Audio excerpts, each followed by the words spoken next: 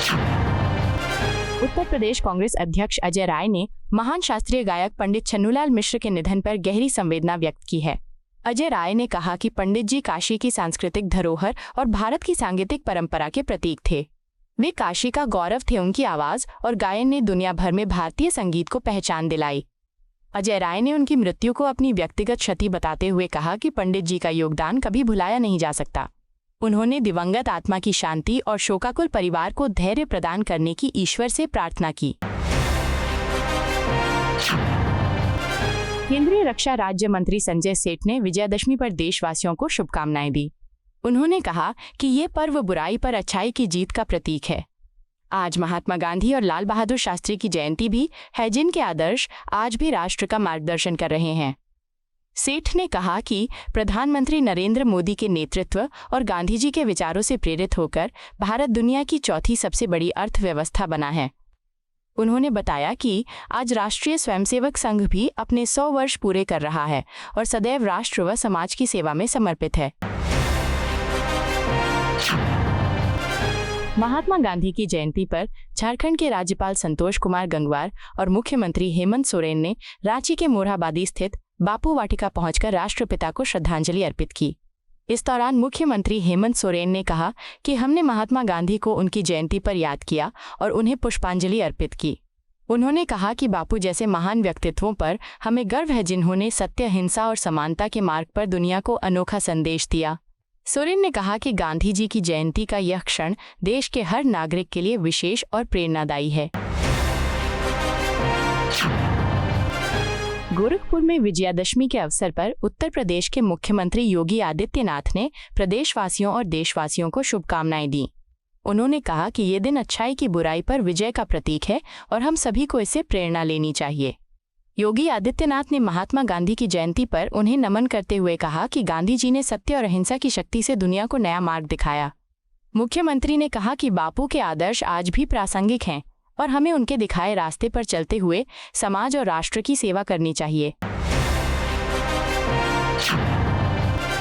राजस्थान की उप मुख्यमंत्री दिया कुमारी ने विजयादशमी के अवसर पर प्रदेशवासियों को शुभकामनाएं दी। उन्होंने कहा कि ये पर्व अच्छाई की बुराई पर विजय का संदेश देता है और हमें सही मार्ग पर चलने की प्रेरणा देता है। दिया कुमारी ने बताया कि वे गांधी वाटिका संग्रहालय पहुंची हैं, जहां महात्मा गांधी के जीवन पर आधारित एक सुंदर प्रदर्शनी का उद्घाटन किया गया है। उन्होंने कहा कि इस प्रदर्शनी से नई पीढ़ी को बापू के विचारों और आदर्शों को समझने का अवसर मिलेगा।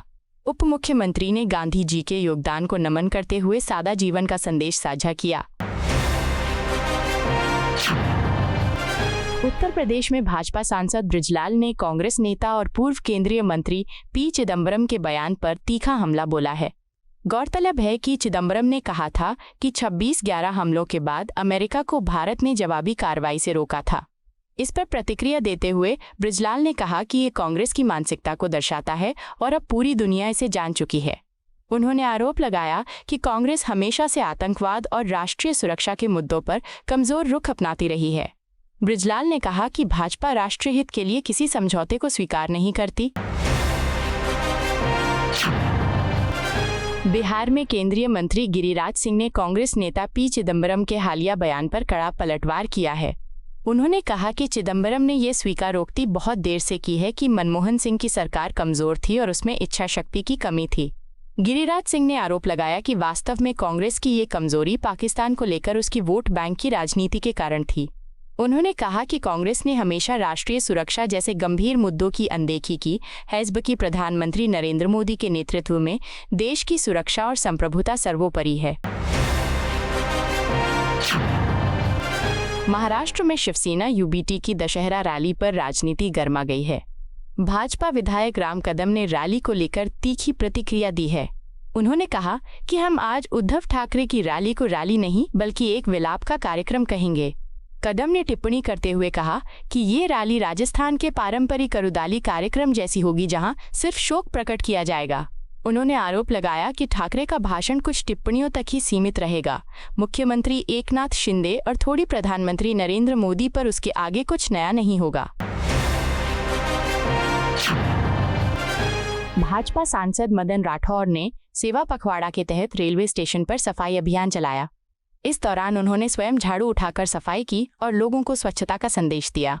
सांसद ने कहा कि स्वच्छ भारत अभियान प्रधानमंत्री नरेंद्र मोदी का सपना है और हम सब की जिम्मेदारी है कि अपने आसपास स्वच्छता बनाए रखें। उन्होंने यात्रियों और स्थानीय लोगों से अपील की कि स्टेशन और सार्वजनिक स्थलों पर स्वच्छता को प्राथमिकता दें। सफाई अभियान में बड़ी संख्या में पार्टी कार्यकर्ता और आमजन शामिल हुए और सभी ने मिलकर स्वच्छता की शपथ ली। कांग्रेस नेता अभिषेक दत्त ने भारतीय जनता पार्टी पर तीखा हमला बोलते हुए कहा कि पिछले 10 वर्षों में देश में 2 बड़ी चिंताएं सामने आई हैं। उन्होंने आरोप लगाया कि भाजपा सरकार के कार्यकाल में अवैध घुसपैठ में उल्लेखनीय वृद्धि हुई है, जिससे सीमा सुरक्षा पर गंभीर सवाल खड़े होते हैं। दूसरी ओर उन्होंने कहा कि भाजपा और आरएसएस ने अपनी उपस्थिति और बुनियादी ढांचे का विस्तार तो किया है, यहाँ तक कि लगभग हर जिले में आरएसएस की शाखाएं सक्रिय हैं, लेकिन इसके बावजूद जनता वोटों के माध्यम से सकारात्मक प्रतिक्रिया नहीं दे रही है। भाजपा के राष्ट्रीय प्रवक्ता शाहनवाज हुसैन ने विजयदशमी के अवसर पर रक्षा मंत्री के संदेश को जोरदार तरीके से दोहराया। उन्होंने कहा कि रक्षा मंत्री ने पाकिस्तान को उसकी सीमाएं दिखाते हुए साफ साफ चेतावनी दी है। हिंदी में दिए गए इस संदेश में स्पष्ट कहा गया है कि अगर पाकिस्तान ने थोड़ी सी भी सीमा पार करने की कोशिश की तो उसे गंभीर परिणाम भुगतने होंगे।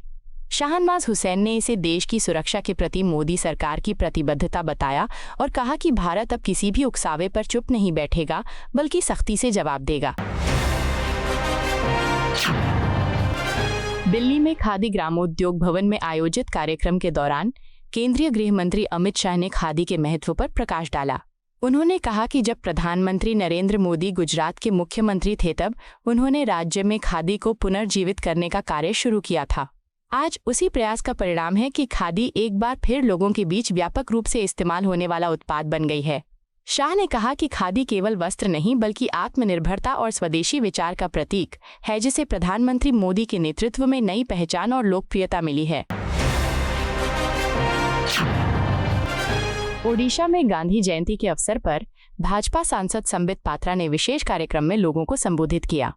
उन्होंने कहा कि 2 अक्टूबर एक पावन दिन है जब हम महात्मा गांधी को याद करते हैं।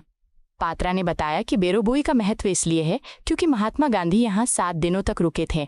इस दौरान उन्होंने शिक्षा और अहिंसा का संदेश दिया और ओडिशा में एक बड़े आंदोलन की नींव रखी। संबित पात्रा ने कहा कि गांधी जी के विचार आज भी समाज को नई दिशा देते हैं और हमें उनके आदर्शों पर चलना चाहिए। आपको यह वीडियो पसंद आया हो तो इसे लाइक करें, हमारे चैनल को सब्सक्राइब करें।